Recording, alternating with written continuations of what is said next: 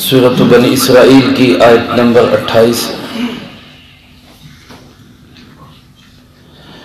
الحمدللہ وکفا والسلام علی عبادہ الذین اصطفى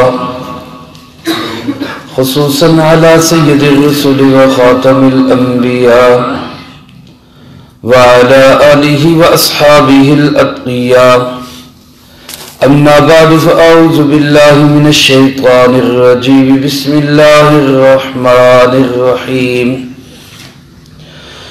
وَإِمَّا تُعْرِضَنَّ عَنْهُمُ ابْتِغَاءَ رَحْمَةٍ مِّن رَّبِّكَ تَرْجُوهَا فَقُل لَّهُمْ قَوْلًا مَّيْسُورًا وَلَا تَجْعَلْ يَدَكَ مَغْلُولَةً إِلَىٰ عُنُقِكَ وَلَا تَبْسُطْهَا كُلَّ الْبَسْطِ فَتَقْعُدَ مَلُومًا مَّحْسُورًا إِنَّ رَبَّكَ يَبْسُطُ الرِّزْقَ لِمَن يَشَاءُ وَيَقْدِرُ إِنَّهُ كَانَ بِعِبَادِهِ خَبِيرًا بَصِيرًا وَإِمَّا تُعْرِضَنَّ عَنْهُمْ، اور اگر تمہیں ان سے اعراض برتنا پڑے، ابتغاء رحمت من ربک ترجوها، اپنے پروردگار کی رحمت کی تلاش میں جس کی تم امید رکھتے ہو، فَقُل لَّهُمْ قَوْلًا مَّيْسُورًا، تو ان سے بات کہو نرمی کے ساتھ، وَلَا تَجْعَلْ يَدَكَ مَغْلُولَةً إِلَىٰ عُنُقِكَ، اور مت بناؤ اپنے ہاتھ کو بندھا ہوا اپنی گردن کے ساتھ، وَلَا تَبْسُطْهَا كُلَّ الْبَسْطِ، اور نہ ہی اس کو کھول دو پورے طرح سے، فَتَقْعُدَ مَلُومًا مَّحْسُورًا، ورنہ بیٹھے رہ جاؤ گے ملامت کیے ہوئے اور پابند کیے ہوئے۔ إِنَّ رَبَّكَ يَبْسُطُ الرِّزْقَ لِمَن يَشَاءُ وَيَقْدِرُ، بے شک تیرا پروردگار کشادہ کر دیتا ہے رزق جس کا چاہتا ہے، وَيَقْدِرُ، اور تنگ کر دیتا ہے جس کا چاہتا ہے۔ إِنَّهُ كَانَ بِعِبَادِهِ خَبِيرًا بَصِيرًا، بے شک وہ اپنے بندوں کی خبر بھی رکھنے والا ہے، دیکھنے والا بھی ہے۔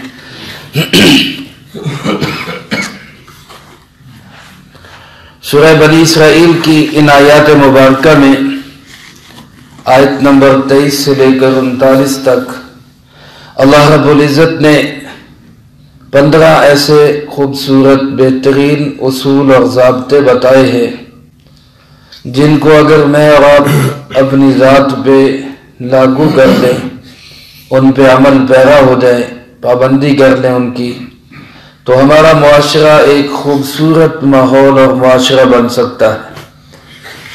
میرے دوستو، آج انہی 15 ضابطوں اور اصولوں سے ہٹنے کی وجہ سے، عمل نہ کرنے کی وجہ سے، رہنمائی نہ لینے کی وجہ سے ہمارا معاشرہ ایک جنگ کا میدان بنا ہوا ہے۔ اللہ ہم سب کو ان 15 اصولوں کو زندگی میں لانے کی توفیق نصیب فرمائے۔ ہر شخص اپنی ذات کا بھی ذمہ دار ہے، اپنے گھر کا بھی ذمہ دار ہے۔ میں اپنی ذات پہ بھی ان کو نافذ کروں، اپنے گھر میں بھی ان اصولوں کو چلاؤں۔ ان میں پہلا اصول اللہ پاک نے ارشاد فرمایا کہ اللہ کو ایک مانو، اللہ کی توحید کا اقرار کرو، اللہ کے سوا کسی کی عبادت نہ کرو۔ مشکل کشا، حاجت روا، بگڑی بنانے والا، مسئلے حل کرنے والا صرف اور صرف کون ہے؟ اللہ۔ دوسرا اصول ضابطہ یہ ارشاد فرمایا کہ اپنے والدین کے ساتھ بہت اچھا سلوک کرو، والدین کے ساتھ انتہائی نرمی کے ساتھ پیش آؤ۔ تیسرا اور چوتھا اصول جو کل کے درس میں گزرا، وہ تیسرا اصول یہ کہ فرمایا کہ اپنے قریبی رشتہ دار، عزیز و اقارب، پڑوسی، اپنے ساتھ رہنے والے، ان کے بھی تمام حقوق کا خیال رکھو۔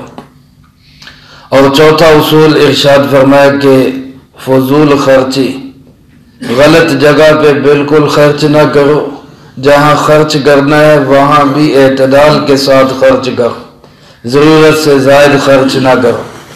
فضول خرچی کرنے والوں کو فرمایا یہ شیطان کے بھائی ہیں، یہ 4 ضابطے گزشتہ دروس میں گزر چکے۔ آج کے جو آیات مبارکہ تلاوت کی گئی ہیں ان کے اندر اللہ رب العزت نے 2 ضابطے اور ارشاد فرمائے۔ ان میں سے پہلا ضابطہ اس کو حضرت حکیم الامت مولانا اشرف علی تھانوی رحمۃ اللہ علیہ نے رد جمیل کا نام دیا۔ رد جمیل خلاصہ اس کا یہ ہے کہ کسی وقت کوئی شخص، کوئی سائل، کوئی محتاج آپ کے پاس سوال لے کر آتا ہے، آپ کے پاس اس وقت دینے کے لیے کچھ نہیں یا آپ دینا نہیں چاہتے، تو پھر بھی اس کی بے عزتی کرنے کی اجازت نہیں، بے اکرامی کرنے کی اجازت نہیں۔ اس کو عزت کے ساتھ، اکرام کے ساتھ، احترام کے ساتھ رخصت کرنا، یہ معاشرے کا ایک خوبصورت پہلو ہے۔ دیکھیں میرے بھائیو، قرآن کریم کیسے اچھے خوبصورت انداز میں تربیت کرتا ہے۔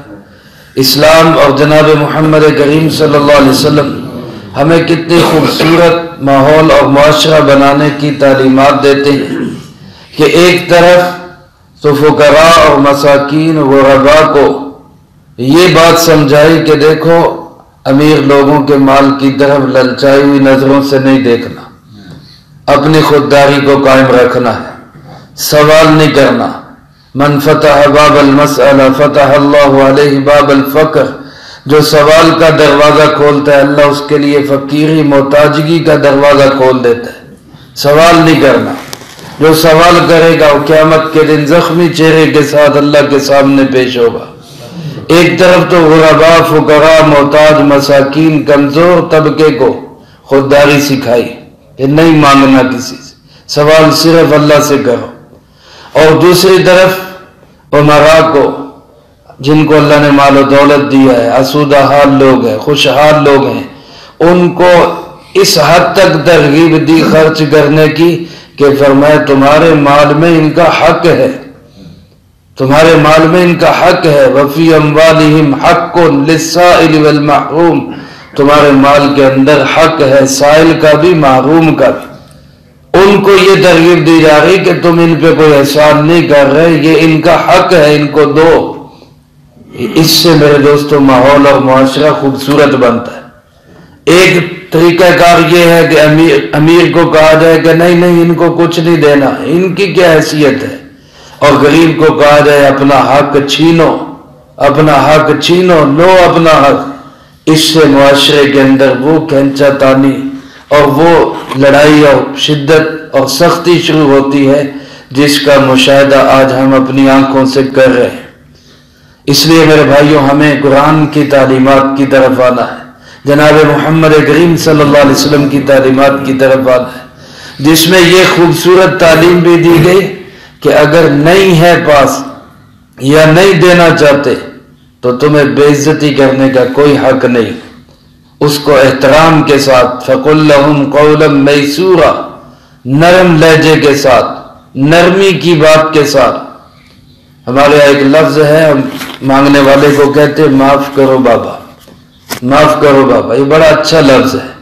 اگر اس کو اچھے انداز سے ہی کہا جائے کہ میں معافی مانگتا ہوں، میرے پاس دینے کے لیے کچھ نہیں یا میں دینا نہیں چاہتا، مجھے معاف کر دو، لیکن اس کو بھی غلط انداز سے کہا جائے، اس کی تحقیر کے انداز میں کہا جائے، تذلیل کی جائے، یا اس سے اگلا درجہ کہ اس کو دھکے دیے جائے یا گالیاں دی جائیں یا جھڑکا جائے، یہ قرآن کریم میں اور جناب نبی پاک صلی اللہ علیہ وسلم کی سنت میں سخت ناپسندیدہ حرکت۔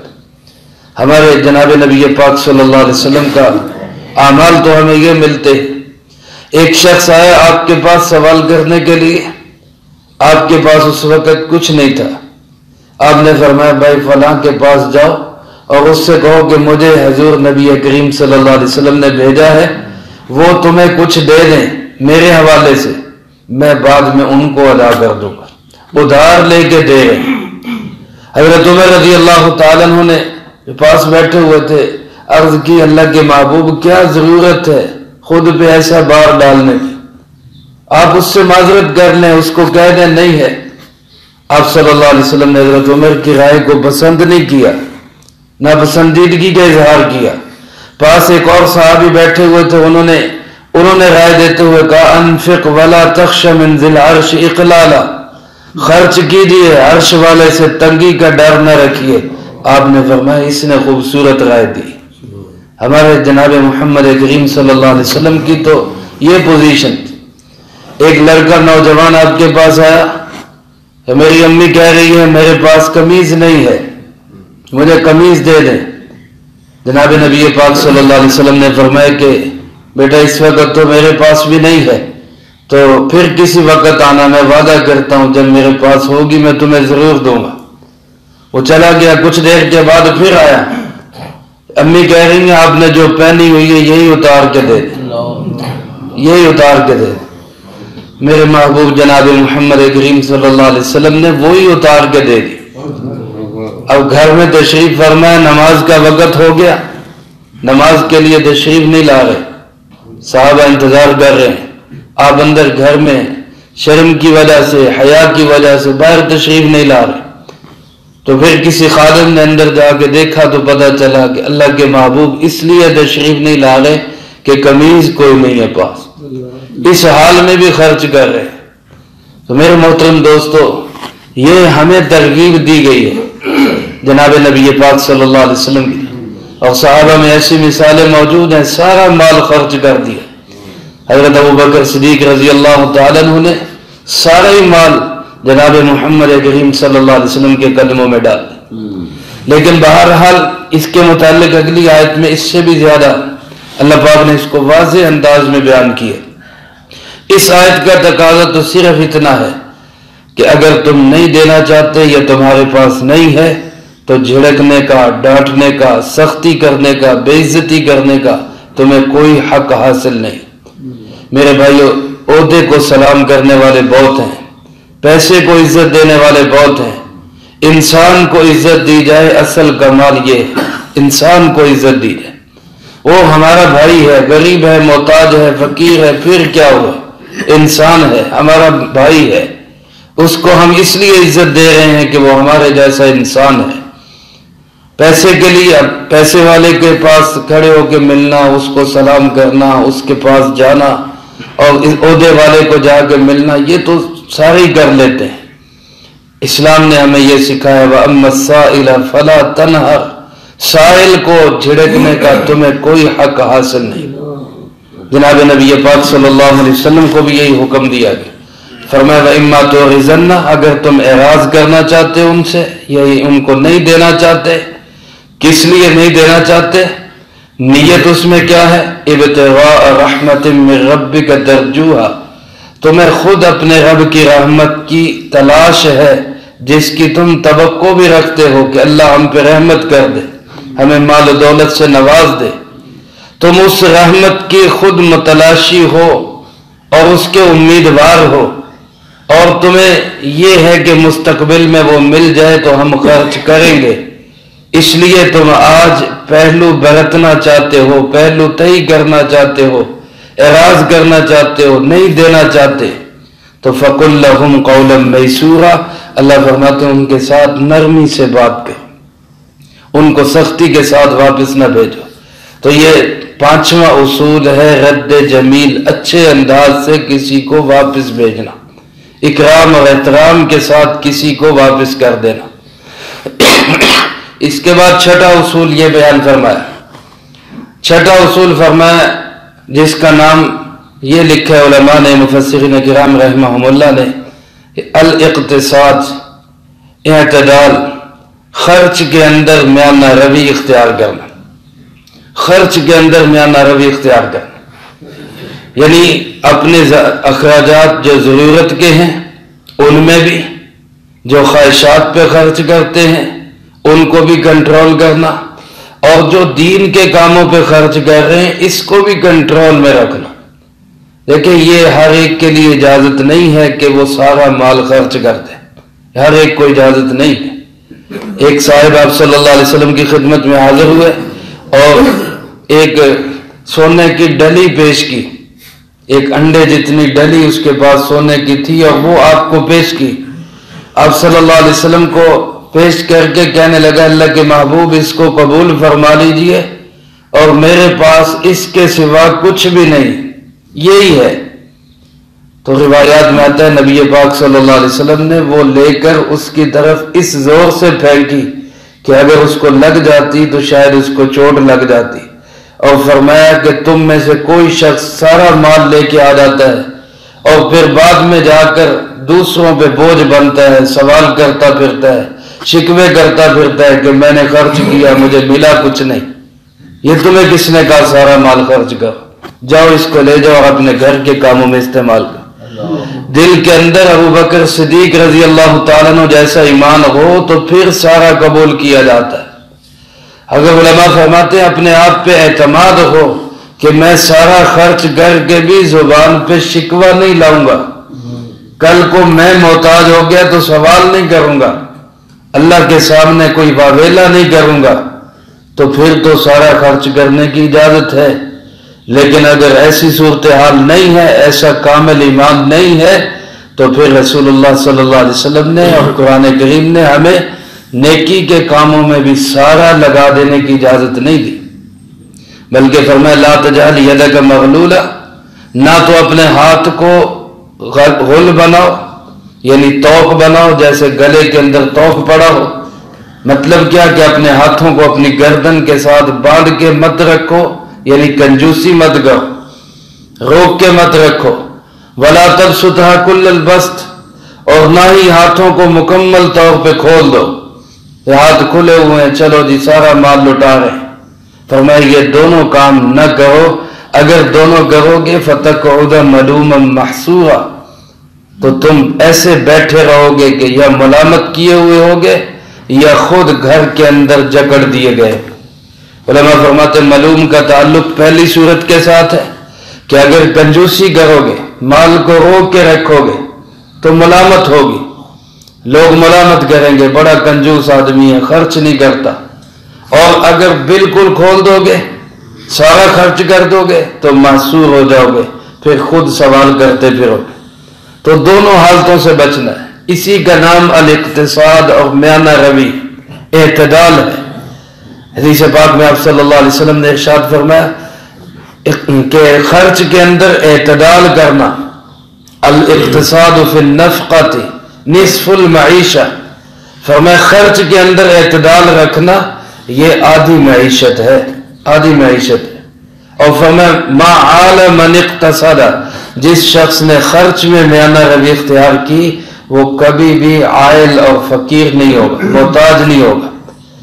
آج ہماری کیفیت اس کے الٹ ہو جاتی ہے، اللہ نے دے دیا تو کوشش کرتے ہیں سارے لگا دیں، خواہشات پہ لگا دیں، غلط کاموں پہ خرچ کر دیں، یا کسی کو ایمان دیا گیا ہے تو وہ کہتے ہیں سارا نیک کاموں پہ خرچ کر دو، جبکہ اللہ رب العزت کا، رسول اللہ صلی اللہ علیہ وسلم کا ہمیں جو ہدایت نامہ ہے، جو ہمیں تعلیم ہے، وہ یہ ہے کہ خرچ کرنے میں ضرورت کا ہو، دین کا ہو، اس کو خرچ کرنے کے اندر اعتدال قائم کرو، میانہ روی اختیار کرو۔ بالکل کنجوسی وہ بھی پسندیدہ نہیں، بلکہ ایک صاحب کی آپ کی خدمت میں شکایت کی گئی کہ اس کے اندر ساری صفات ہیں، ساری صفات ہیں، صرف ایک کمی ہے کہ وہ بخیل ہے، کنجوس ہے۔ آپ نے فرمایا ای داء ادوأ من البخل، کنجوسی سے بڑی بیماری اور کون سی ہوگی، اس سے بڑا عیب اور کون سا ہوگا۔ گویا کنجوسی کو فرمایا یہ بہت بڑا عیب ہے، بہت بڑا عیب۔ اور ایک جگہ ارشاد فرمایا السخی قریب من اللہ وقریب من الناس وقریب من الجنہ وبعید من النار، جو سخی آدمی ہوتا ہے وہ اللہ کے بھی قریب، جنت کے بھی قریب، لوگوں کے بھی قریب، اور جہنم سے دور ہوتا ہے۔ فرمایا والبخیل بعید من اللہ وبعید من الناس وبعید من الجنہ وقریب من النار، اور جو بخیل اور کنجوس ہوتا ہے اللہ سے بھی دور ہوتا ہے، لوگوں سے بھی دور ہوتا ہے، جنت سے بھی دور ہوتا ہے، اور جہنم کے قریب ہوتا ہے۔ اس لیے بہت بڑی بیماری ہے یہ بخل کی، کنجوسی کی۔ ضرورت کی جگہ پہ بھی انسان خرچ نہ کرے اور دین کے کاموں میں معمولی سا بھی خرچ نہ کرے، بہت بڑا بخل ہے۔ اور اس کے مقابلے میں سخاوت بہت بڑی صفت ہے، سخی ہونا یہ بہت بڑا اللہ کا ایک فضل ہے، اللہ کسی کو نصیب فرماتا ہے۔ تو تو بہرحال دونوں کے درمیان میں اللہ پاک نے ہمیں یہ ترغیب دی ہے، تعلیم دی ہے کہ نہ تو بالکل کھلا خرچ کرنے کی عادت ڈالو اور نہ بالکل ہاتھ کو روک کے رکھو. دونوں صورتوں میں تمہیں تکلیف ہوگی، اس کی درمیانی راستہ اختیار کرو، اعتدال والا. دیکھیں آج ہمارے خوشحال طبقہ اگر وہ درمیان میں آ جائے تو جو ہمارا غریب طبقہ ہے اس کو بھی ان کے ساتھ جڑنا آسان ہو جائے. جس طرح ہمارا خوشحال طبقہ بہت اوپر چلا گیا، اب غریب آدمی وہاں تک پہنچنے کے لیے حلال حرام کی تمیز ہٹا کر کوشش کرتا ہے، جرائم کر کے وہ غلط طریقے سے وہ کہتا ہے میں نے اس سٹیٹس پہ پہنچنا ہے، میں نے اس سطح پہ آنا ہے. اگر اس لیے پچھلی آیات میں بھی یہ بات گزری ہے کہ خوشحال طبقہ اپنے اندر اچھی صفات پیدا کر لے اور اعتدال پہ آ جائے تو غریب لوگ، عام لوگ، پبلک کے لوگ وہ بھی بڑے سکون کے ساتھ زندگی گزار سکتے ہیں. تو میرے لیے آپ کے لیے بہت بڑی ہدایت ہے، اللہ ہمیں اس پہ عمل کی توفیق نصیب فرمائے. ایک صورت یہ ہوگی کہ کوئی شخص آئے گا، خستہ حال ہے، محتاج ہے، وہ سوال کرے گا، پھر آپ کو ترس آئے گا، رحم آئے گا اور آپ کہیں گے کہ یار نہیں، اس کو انکار نہیں کرنا، اس کو دو. اب وہ ضرورت سے زائد آپ خرچ کر دیں گے، پریشان خود ہوں گے. ایسی صورتحال میں اللہ پاک یہ ارشاد فرماتے ہیں دیکھو تمہارے دل میں رحم تو آنا چاہیے، ترس تو آنا چاہیے، لیکن اتنا رحم اور ترس نہیں تمہیں آ سکتا جتنا رحم کرنے والا اللہ ہے. اللہ سے بڑھ کر تو تم رحم نہیں کر سکتے. تو رزق کسی کا تنگ کرنا، کسی کا کھلا کرنا، یہ کس کے ہاتھ میں ہے؟ اللہ کے ہاتھ میں. تم نہیں کسی کا رزق کھول سکتے. لہذا اگر تم ترس کھا کھا کھا کے اپنا سارا خرچ کر دو گے تو پھر بعد میں ہاتھ ملتے رہ جاؤ. اس لیے آخر میں فرمایا ان ربک یبسط الرزق لمن یشاء ویقدر. کسی کا رزق کھولنا، کسی کا رزق تنگ کر دینا، یہ کس کے ہاتھ میں ہے؟ اللہ کے ہاتھ میں. تمہیں اگر کسی پہ ترس آ گیا، خرچ کر دیا تو اعتدال کے ساتھ کر دو. یہ نہیں کہ اس کی ضرورت پوری کرنے کے لیے ترس کھا کے اپنا سارا دے دو اور پھر بعد میں معصور ہو کے بیٹھے رہ جاؤ. ایسی صورتحال نہ بناؤ. رحم کرو، ترس کرو، اللہ سے زیادہ رحیم بننے کی کوشش نہ کرو. اللہ سے زیادہ تم ترس کھانے والے مت بنو. جس کو کھلا رزق دیا اس کو بھی اللہ ہی نے دیا، جس کا رزق تنگ کر دیا ہے اس کا بھی اللہ ہی نے تنگ کیا.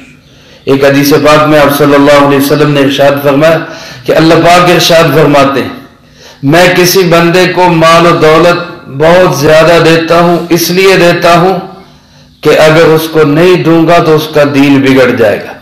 وہ مال کے بغیر دین پہ نہیں چل سکتا، اس لیے میں اس کو زیادہ دے دیتا ہوں کہ یہ مال لے لے اور دین پہ چلتا رہے. اور اللہ پاک فرماتے ہیں کسی کو میں نہیں دیتا تو اس لیے نہیں دیتا کہ مجھے پتا ہوتا ہے اس کو زیادہ مل گیا تو اس کا دین بگڑ جائے گا، اس کے پاس زیادہ مال آ گیا تو اس کا دین بگڑ جائے گا، اس لیے میں اس کو زیادہ نہیں دیتا کہ اس کا دین نہ بگڑے. لہذا میں جس تقسیم کو کرنا چاہتا ہوں میری تقسیم پہ ہی راضی رہنا چاہیے.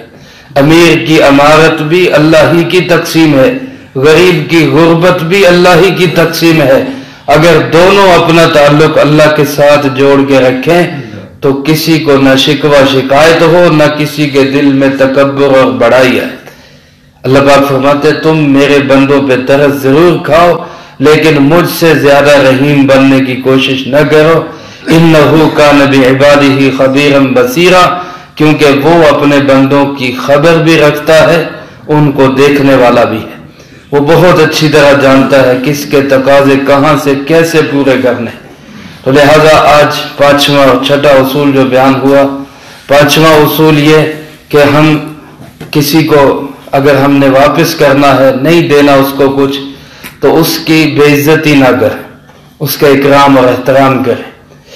اور چھٹا اصول یہ کہ اپنے گھر سے لے کر دین کے کاموں پہ خرچ کرنے تک ہر جگہ پہ اعتدال اور میانہ روی اختیار کریں.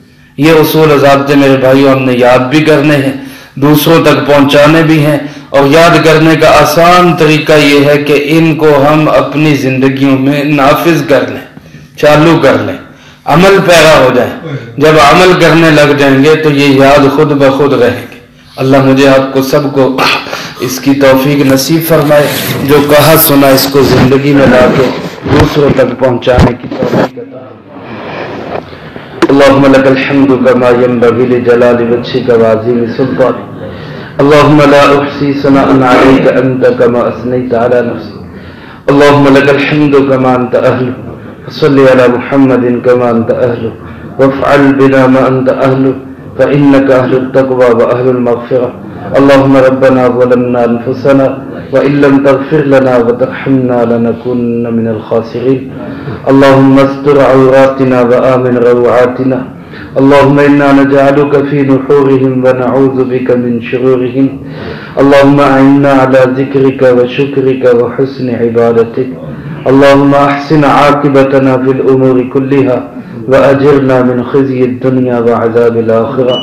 اللهم باقية كباقية الوليد رب ارحمهما كما ربياني صغيرا. ربنا هب لنا من أزواجنا وذرياتنا قرة أعين واجعلنا للمتقين إماما. اللهم ربنا تقبل منا إنك أنت السميع العليم وتب علينا إنك أنت التواب الرحيم. وصلى الله على النبي الكريم وعلى آله وأصحابه أجمعين برحمتك يا أرحم.